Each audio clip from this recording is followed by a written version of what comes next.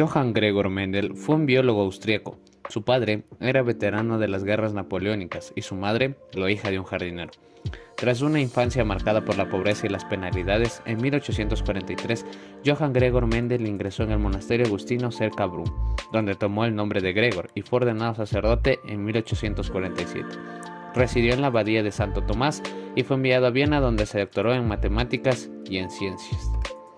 En 1865, Gregor Mendel publica sus trabajos experimentales de hibridación de plantas en el Boletín de la Sociedad de Ciencias Naturales de Brunn, en el que se resumían experimentos de cruzamiento que había llevado a cabo durante 8 años en el guisante Pisum sativum, en la pequeña huerta del monasterio.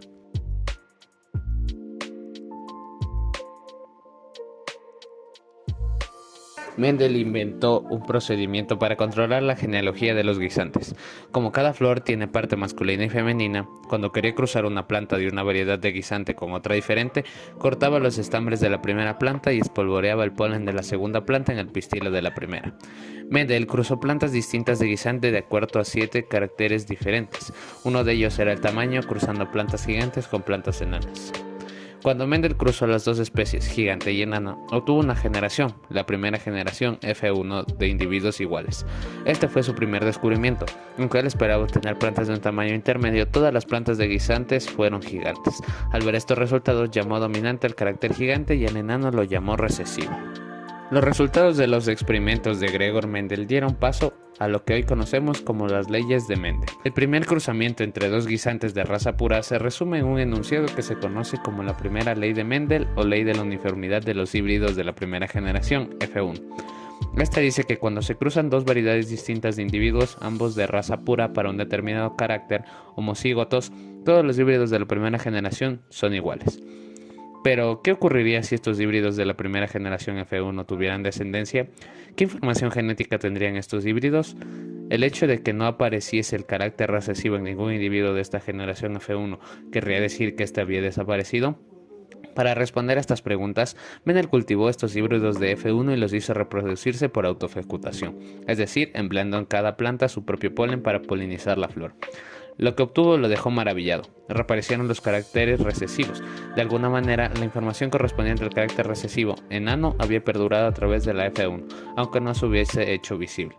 Mendel contó cuidadosamente las poblaciones de esa segunda generación y vio que uno de cada 4 guisantes era enano verde y los otros 3 eran gigantes. Como resultado de los experimentos de autofecundación de los individuos de la primera generación, Mendel enunció su segunda ley. Es la ley de la segregación de los caracteres, también llamada ley de la disyunción. Y para finalizar, Gregor Mendel enunció su tercera y última ley, la cual es el principio de la transmisión independiente, la misma que establece que rasgos diferentes se pueden heredar de manera independiente.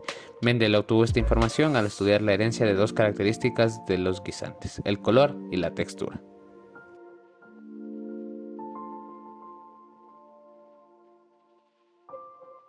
Tres principales aportes de Gregor Mendel a la ciencia son los siguientes. Es el padre de la genética. Aunque la ciencia de la genética tal y como la conocemos hoy nació varias décadas después de la muerte de Mendel, sus estudios sobre la hibridación de las plantas sentaron el precedente más importante para entender cómo funcionan los genes, la herencia, los fenotipos, etc. Es el creador de las leyes de la herencia. La base y el sustento de la genética moderna son las leyes de Mendel.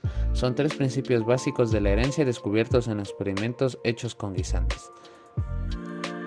Llevó a cabo experimentos de apicultura. Mendel se interesó también por la crianza e hibridación de las abejas.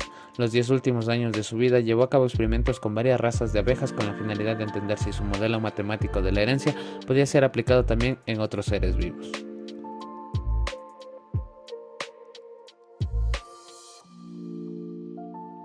En la actualidad se han aplicado las leyes de Mendel a muchos de los descubrimientos científicos. Gracias a esas bases se ha llegado al punto de poder trasplantar los riñones, células contra el cáncer, se han encontrado curas para enfermedades importantes como el sarampión, bronquitis, fiebre amarilla, etc.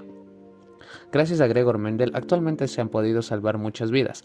Igualmente se han realizado experimentos con plantas y animales que han servido para descubrir y realizar medicamentos sumados a los avances tecnológicos. Las leyes de Mendel han aportado gran ayuda. Quién sabe, quizás en un futuro ya no existan anomalías genéticas o estas puedan ser reversibles.